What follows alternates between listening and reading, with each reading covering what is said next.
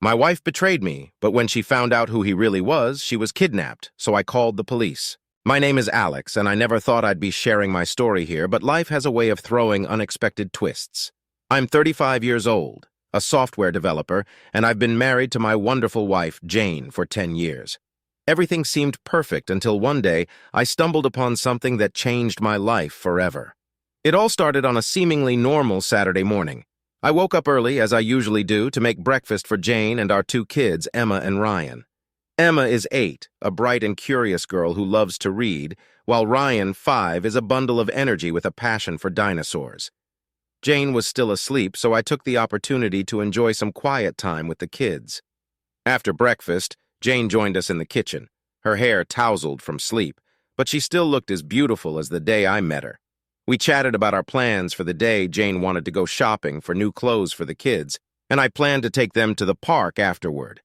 Everything was normal, or so I thought. As Jane got ready, I decided to clean up the kitchen. I accidentally knocked over her phone, which was on the edge of the counter. When I picked it up, I noticed a notification from an unknown number.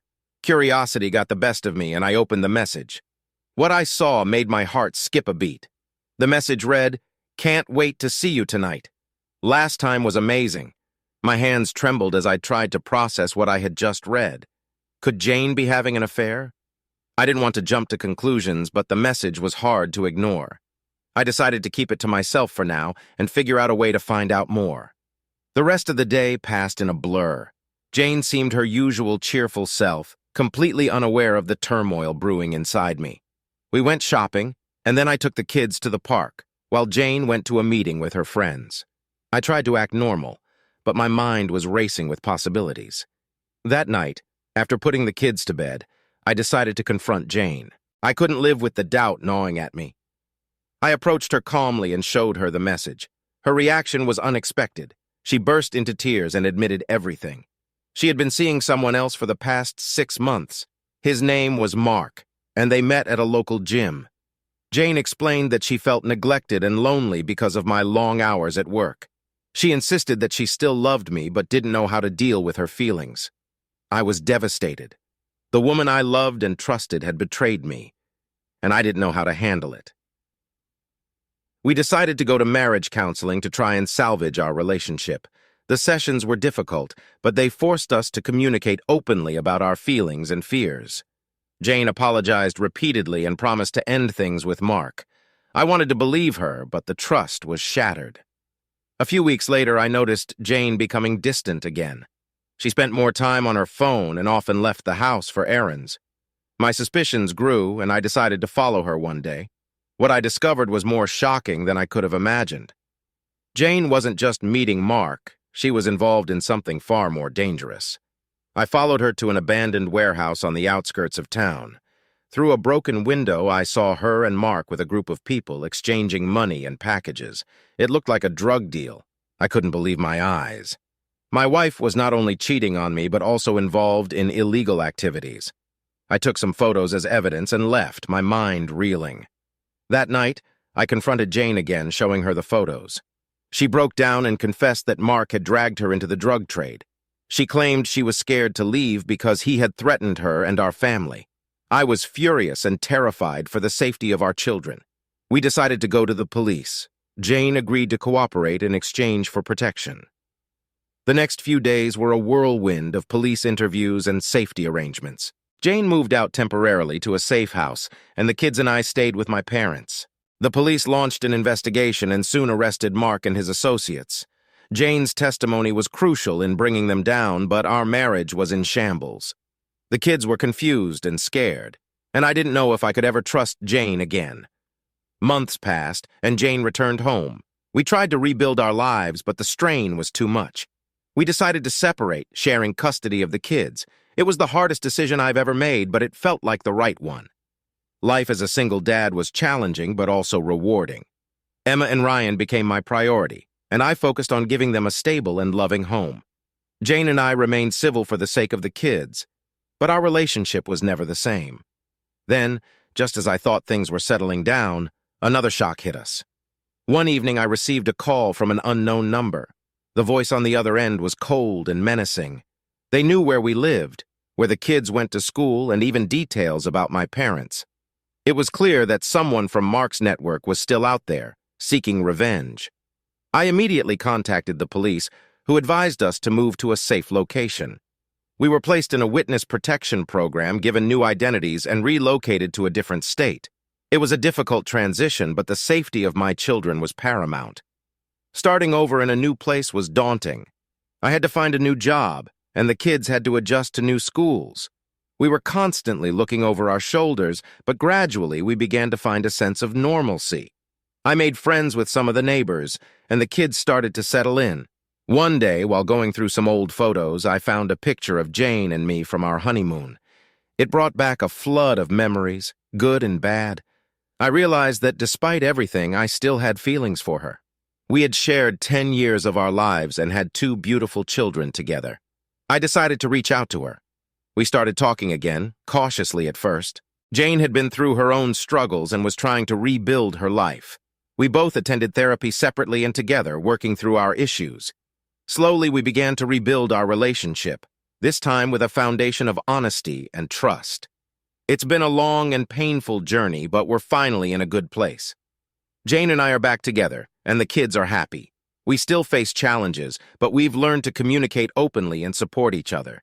Life will never be the same, but we've found a new sense of normalcy and hope for the future. Just as we thought our lives were beginning to stabilize, another storm was brewing on the horizon. We had been in our new location for about a year, and while things were far from perfect, we had managed to create a semblance of normalcy. Jane and I were cautiously rebuilding our relationship, and the kids were starting to adjust to their new surroundings. However, the shadow of our past was never far behind.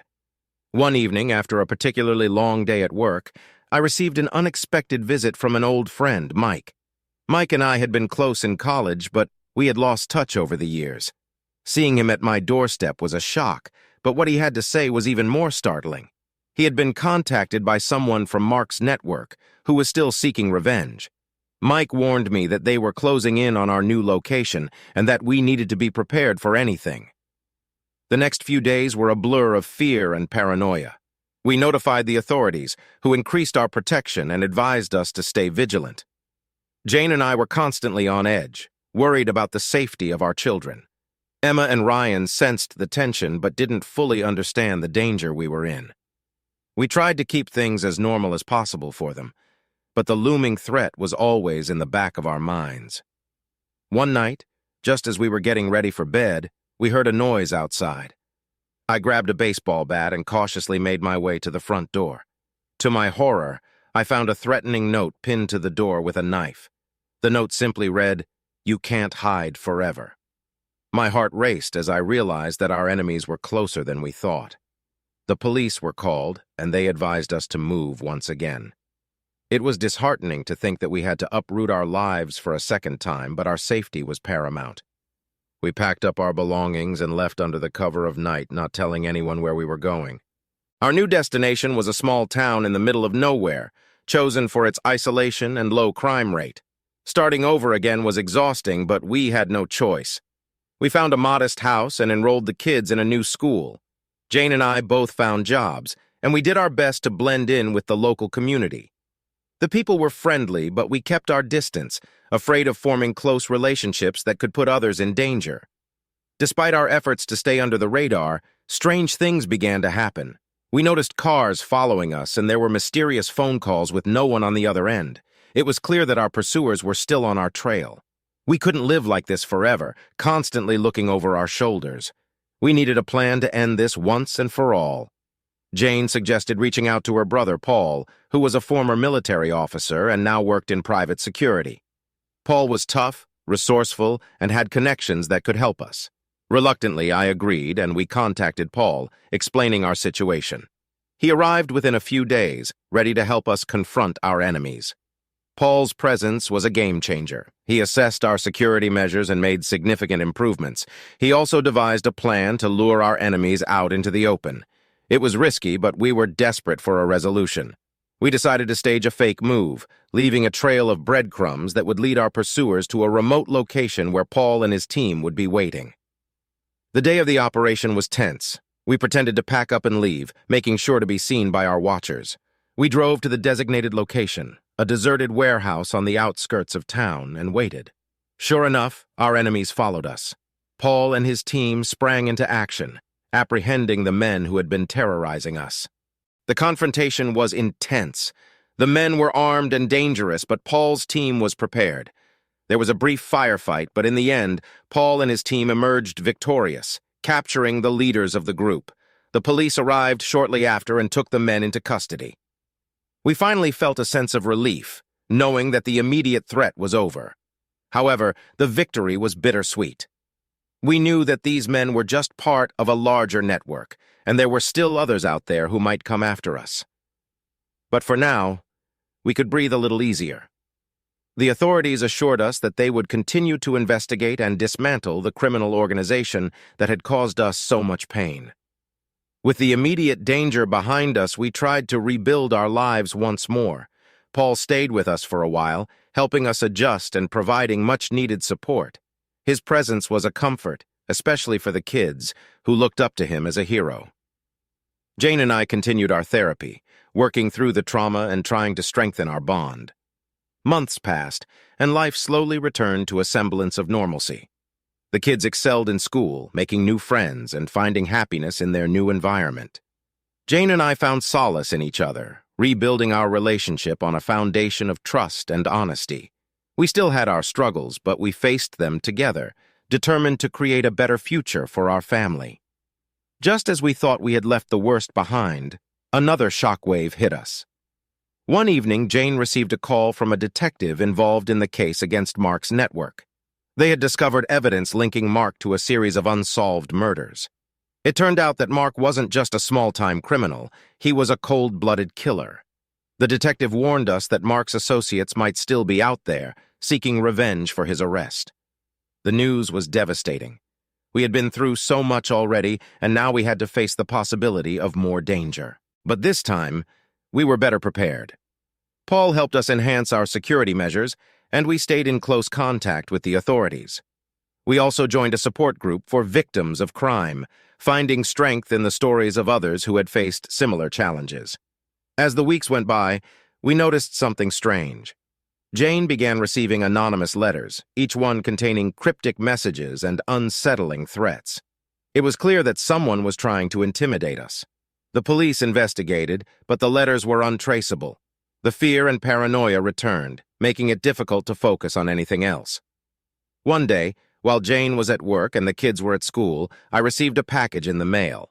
It had no return address, and when I opened it, I found a USB drive inside. Hesitant but curious, I plugged it into my computer. What I saw chilled me to the bone. The drive contained videos of our family recorded without our knowledge. Someone had been watching us, documenting our every move. I immediately called the police and Jane. The authorities arrived quickly, and Jane rushed home terrified. The videos were disturbing, showing us in our most vulnerable moments. It was clear that our stalker had been inside our home, and we had no idea who it was or how they had managed to evade our security. The police launched a full-scale investigation, but leads were scarce. We felt trapped, constantly on edge, knowing that someone was out there watching us. We increased our security even further, installing cameras and alarms, but the sense of violation was hard to shake. Then, one night, everything came to a head. Jane and I were woken by the sound of breaking glass. I grabbed my baseball bat and rushed downstairs to find a masked intruder in our living room. He was armed and dangerous, but adrenaline and fear gave me the strength to fight back. We struggled, and in the chaos, the intruder managed to escape, leaving behind a trail of blood. The police arrived quickly, and a manhunt was launched. The intruder's blood provided a DNA match, and it turned out he was one of Mark's associates who had managed to evade capture. He had been stalking us, waiting for the right moment to strike. The authorities assured us that they would catch him, but the encounter left us shaken to our core. With the immediate danger once again neutralized, we tried to pick up the pieces. The kids were scared but resilient, and Jane and I did our best to reassure them. We continued our therapy and support group meetings, finding strength in our community. Paul stayed with us for a while longer, his presence a constant reminder of the importance of family and support. Years passed, and the memories of those harrowing days began to fade. We moved to a new home in a different state, hoping for a fresh start. The kids grew up, and life gradually returned to normal. Jane and I found happiness together, our bond stronger than ever. But the past has a way of catching up with you.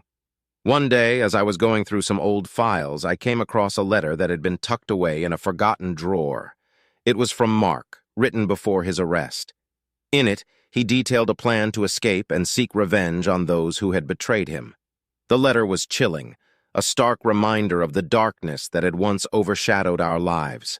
I showed the letter to Jane, and we decided to take it to the authorities. They assured us that Mark was securely behind bars, but the letter reignited old fears.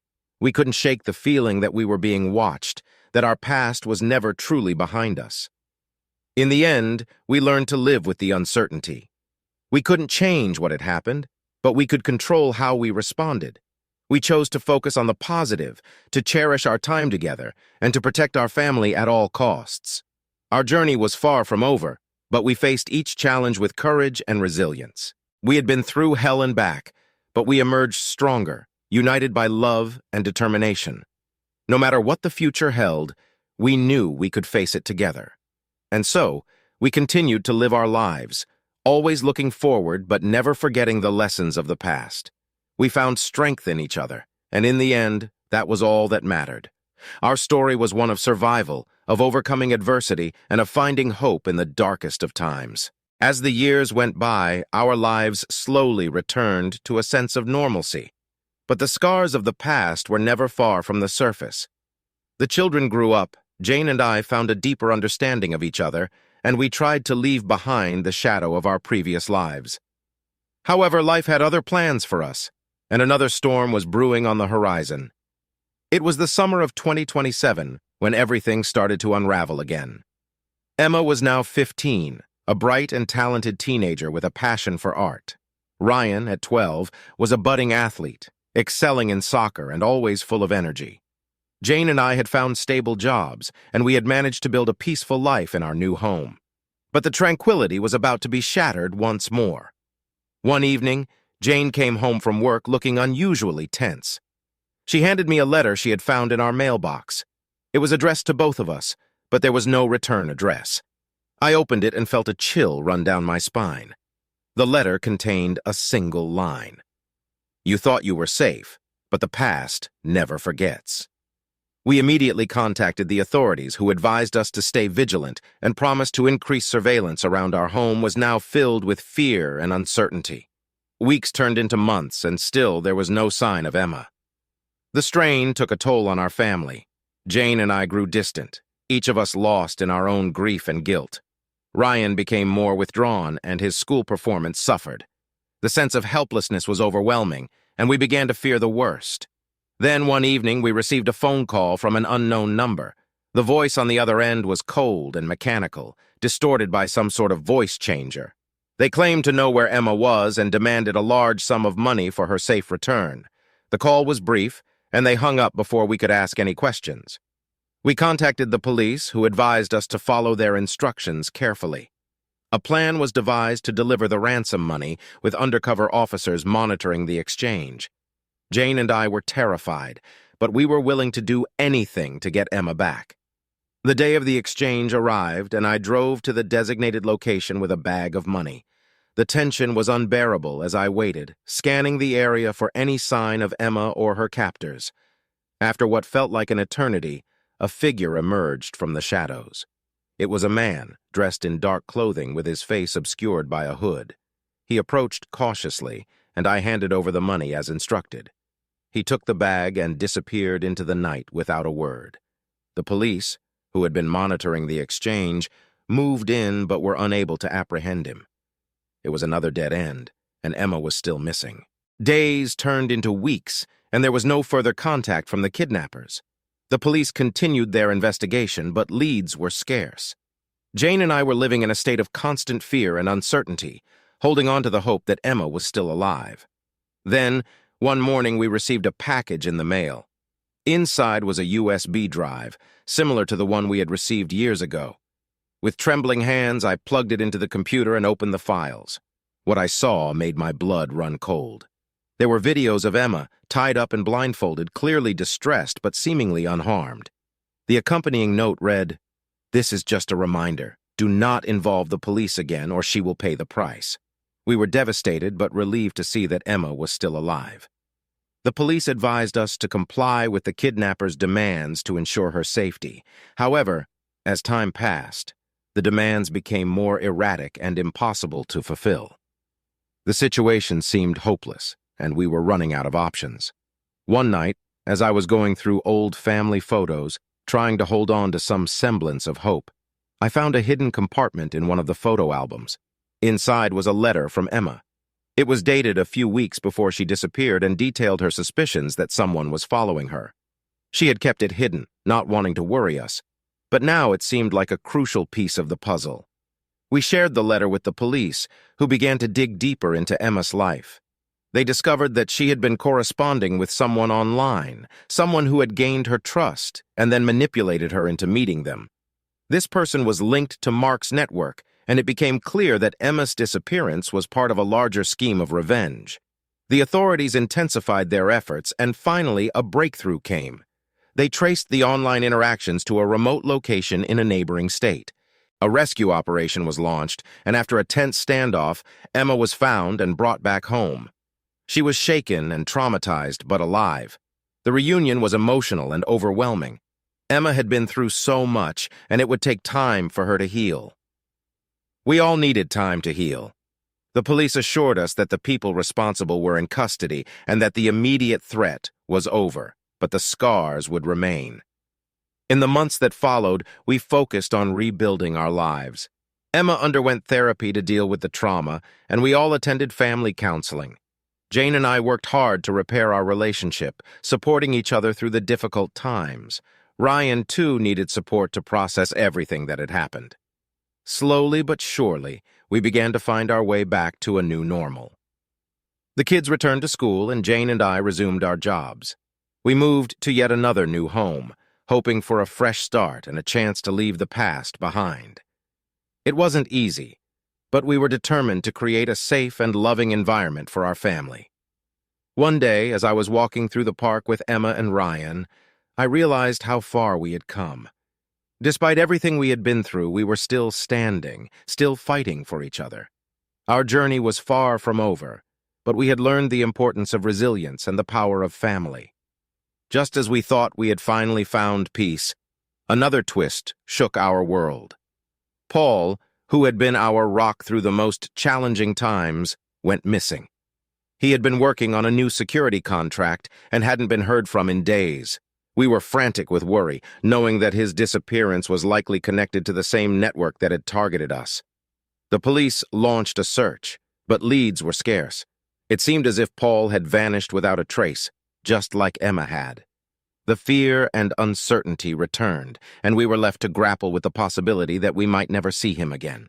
The investigator shared everything he had learned, including the identities of key players in the criminal organization. Armed with this new information, we worked closely with the authorities to plan a coordinated effort to dismantle the network and find Paul. The operation was risky, but we were determined to bring Paul back and end the threat once and for all. Jane and I were involved every step of the way, working with law enforcement and the private investigator to track down leads and piece together the puzzle. Finally, after months of searching, we located the hideout where Paul was being held. The rescue mission was intense, with a fierce battle between law enforcement and the criminals. But in the end, we prevailed, and Paul was rescued. Paul was severely injured and traumatized, but he was alive. The reunion was emotional and filled with relief. We brought him home, and once again, our family began the slow process of healing. The authorities continued to pursue the remaining members of the criminal organization, and over time, the threat diminished. We knew that there would always be risks, but we were stronger and more united than ever before. As the years went by, we focused on creating a stable and loving environment for our family. Emma and Ryan grew into remarkable young adults, resilient and compassionate. Jane and I found a deeper understanding of each other, and our bond grew stronger with each passing day. Our journey had been long and filled with unimaginable challenges, but we had faced them together.